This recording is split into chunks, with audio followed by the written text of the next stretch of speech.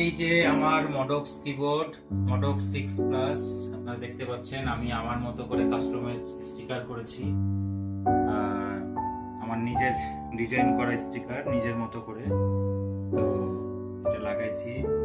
আপনারা কমেন্টে জানাবেন যে স্টিকারটা কেমন হয়েছে। আর যারা এরকম কাস্টমাইজ স্টিকার করতে চান তারা অবশ্যই নিজেরাও করতে পারেন অথবা আমার সাথে যোগাযোগ করতে পারেন। এটা হচ্ছে ব্যাকগ্রাউন্ডটা পুরোটাই লাগাইছি আমি এটাতে।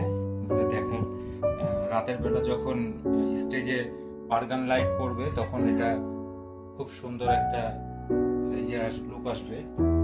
আচ্ছা, দেখার বিষয় হলো যে ডান পাশের এই জায়গাটা, এই পাশটা খুব সুন্দর এবং এখানে মডক্স 6 প্লাস এই যে লেখাটা আছে এবং এর পাশে একটা স্টিকার আছে। আপনারা যখন কিবোর্ড কিনবেন তখন এখানে একটা অরিজিনাল স্টিকার পাবেন, সেটাকে আমি না দিয়ে কাস্টমাইজ করে একটু উপর থেকে দেখাও ডিসপ্লেটা।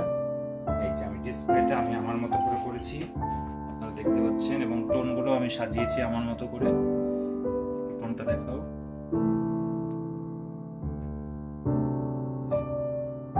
আর মডক্স 6 প্লাস এর টোন যাদের প্রয়োজন, 6 প্লাস এবং M6 এর টোন যাদের প্রয়োজন তারা আমার সাথে যোগাযোগ করতে পারেন, কমেন্ট বক্সে এসে নক দিতে পারেন আমাকে।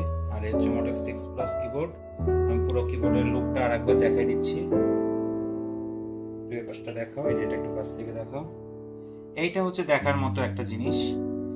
এটা খুব সুন্দর স্টিকার, একটা অরিজিনাল স্টিকার থাকে কিবোর্ড কেনার সময় দেয়, ওটা খুব একটা ভালো লাগে না, তো যার কারণে আমি নিজে কাস্টমাইজ করেছি স্টিকার।